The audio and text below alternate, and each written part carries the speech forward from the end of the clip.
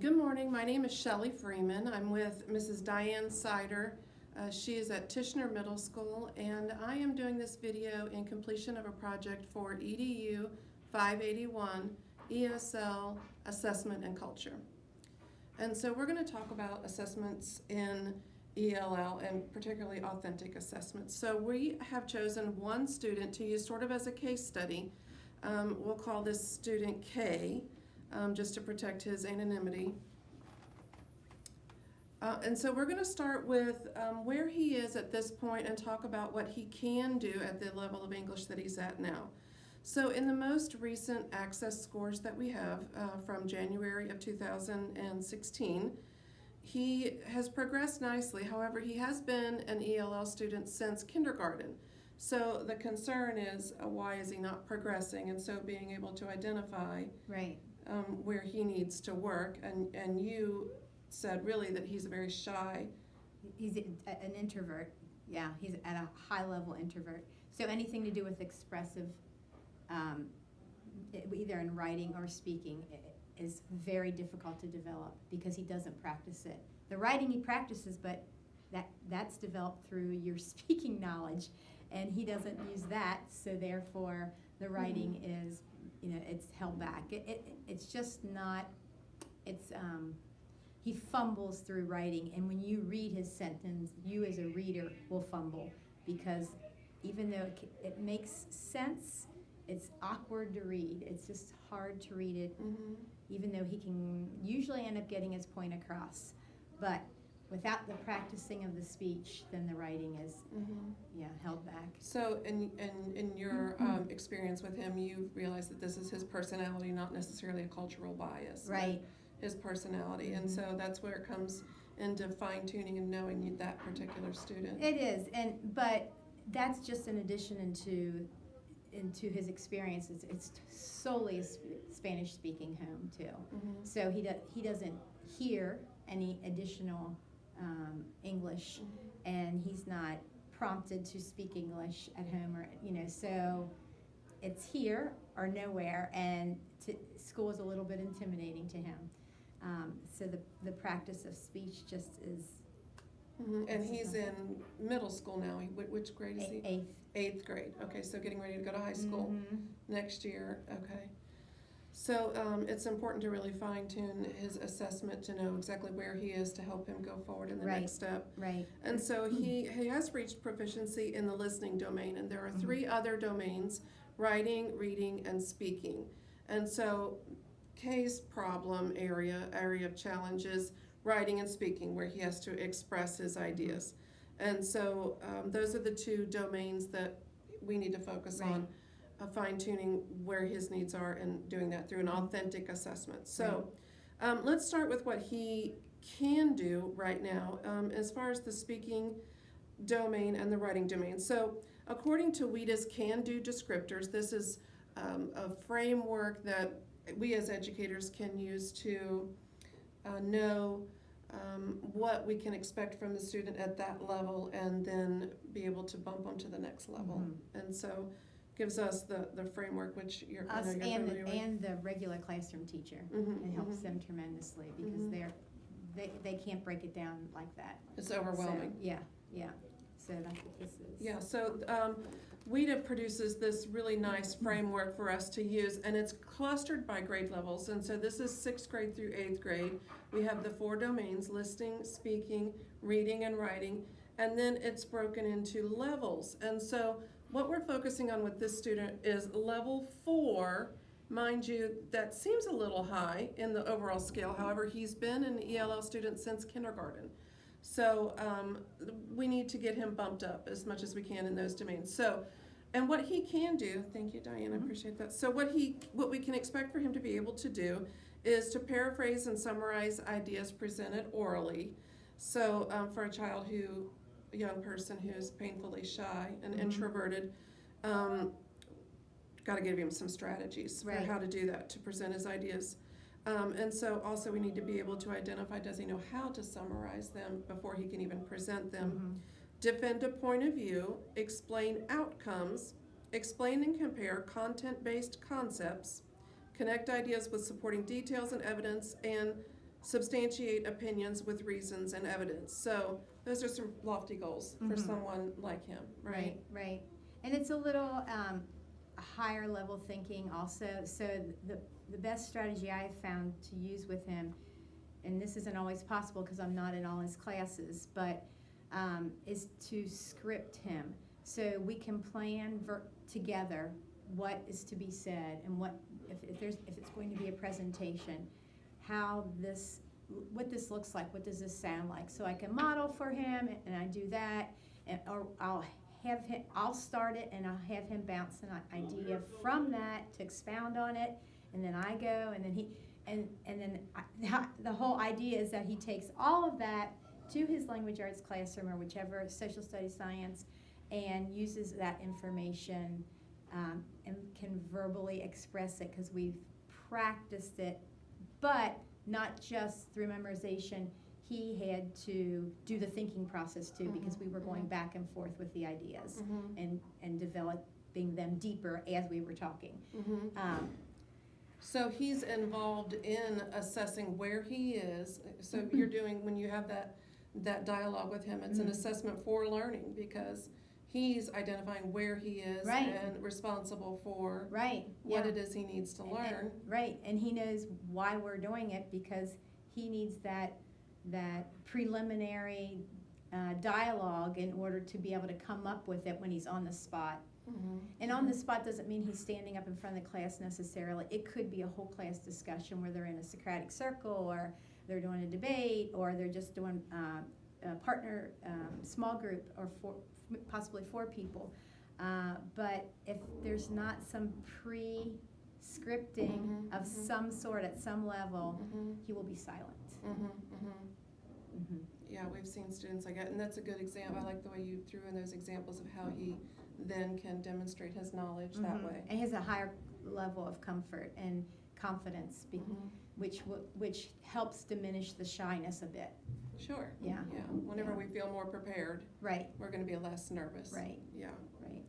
And then to touch on the writing can-do descriptors, for his level, we would think that he can create multiple paragraph essays, justify ideas, produce content-related reports, use details and examples to support his ideas, use transition words to create cohesive passages, compose intro, body, and conclusion, paraphrase or summarize text, and take notes. For example, in a research project, he would need to be able to know how to take notes in English to be then used in his research project. So, okay, this is where graphic organizers are key. He needs to see what needs to be filled up, so to speak, and what exactly it needs to be, because in essence, he'll shy away from developing it if it's not out there. Sure. Verbatim. The framework. But also then that's with pre-writing and the organization, the drafting, and then even when it comes to the paragraphs, like if you're doing an argumentative piece, he needs to know that it's that in the body sentence you're going to have the topic sentences, then you're going to have support, then you're going to have textual evidence, then you have to support the textual evidence. He needs to know what every sentence needs to be. My hope is that through that, and when I sit with him, I have him point to it and him to determine, is this what the sentence type it's supposed to be?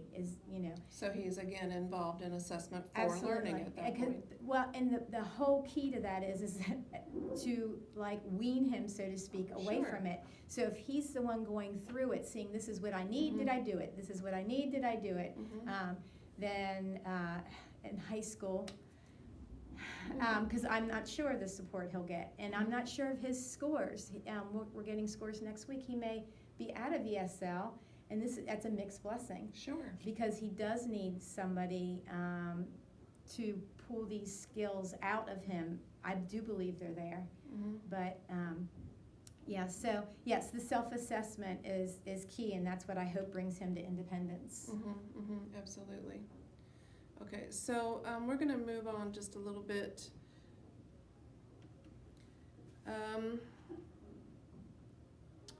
So let's touch on balanced assessment systems. So a lot of times we refer to standardized testings like at WIDA's Access for ELLs as sort of a gauge for, that's exactly where that student is. But there are more authentic measures of assessment for ELLs because we want them to be able to demonstrate their ability. We want them to demonstrate their English language ability, but we also want them to demonstrate their academic ability. And so if we can isolate how well they are proficient in English from what they can produce without that language barrier, then we have a more authentic assessment. So like the good thing about standardized tests is that some of them will differentiate within the test itself depending on what they answered before. But then for classroom assessments and regular tests, that's often not the case. So if we can do things like create a student portfolio of their work that will demonstrate a progression of skill levels, for example, a writing journal, you can use that as evidence for look at the progress he has made without the language barrier. And so do you have any thoughts on? I do use a writing journal for kids who are more newcomers, but not for Kay's situation. I do ask the classroom teacher, they don't always give the students the rubric for some reason, so my students tend to take extra time, and I'm granted that easily from the classroom teachers without the papers being late, if it's writing, for instance. So I will email them and get the rubric, and we together, again, this is to help develop the independence, we will go through either whether during the process of writing and after to conclude where are we on this rubric. So the rubric obviously is broken down into many different aspects of what is needed in order to accomplish the grade that is needed or desired, I guess, which we always shoot for the highest. Sure. So they're seeing what are the components and what is necessary to have a quality writing piece, whether it's informational or argumentative, or so that, and then I I make copies of whatever they do in here, because then I have access to it. Sure. And then we return in the originals to the teachers, but I also make a copy of the rubric and where we kind of anticipate the grade to be. And that's an excellent way to track progress Right. that he's making. Right. It's sort of a portfolio of his work. Right, so it's great at the moment, and then it's great for a timeline situation. Sure. Yeah, yeah. And then, of course, then another good authentic assessment tool would be teacher observations. Like you may have a form that you fill out on a student when you're looking for specific skills and abilities, and you can check off on your form, seeing that, oh, he was able to recognize an idiom. And so you move on to the next skill. And so the teacher checklist is a good thing to record. I really do that in an anecdotal way with speaking, because there's, other than videotaping, and we will videotape demonstrations, and then they get to look at it and critique their speaking on the demonstration. Right now we're baking bread, so today's the day actually that the kids will do a demonstration, because we've done it a couple days in a row. So they're going to demonstrate how to do that, and they're going to use their English, and then they'll get to critique it through watching the video. So, which again is assessment for learning and assessment of learning. Right. And then when they do the final presentation, then it's assessment of how much they have learned in their speaking domain. But daily I do anecdotal notes, even when they come in and they're just talking and it's not academic. I'll take notes. You're observing. Absolutely I'm looking for patterns in their speaking and what they need assistance on, and what the next lesson should be, And also, when I'm one-on-one with them, I will take the time, I'll stop what we're doing and explain the error they made in English very gently, and I'll tell them how to say it, and I'll have them repeat it after me, and then we move on with our work. Yeah. So, but then I'll make an anecdotal note of that as well. Absolutely. Good strategies. Yeah. Thanks. Yeah. So, do you have any other thoughts on assessment tools for my bottom line is, don't waste your time on assessments if they're not real, if you're not going to use them. I've been in situations where we assess, not here, not at this particular school, but where the assessment is, there are so many numbers and they are in a binder somewhere. Sometimes we never even get to see them, and it's just a waste. Sure, it's So not we for need designing instruction. Right, yeah. And what is it ever used for? I don't know that it's ever used for anything that benefits the student, and it's all about benefiting the student. Yeah, okay. Well, thank you so much. I appreciate your input and the dialogue, and that, I think, just about covers it. All right, thank you. Thanks. Thank you. Oh, was that too painful? I think once we get talking about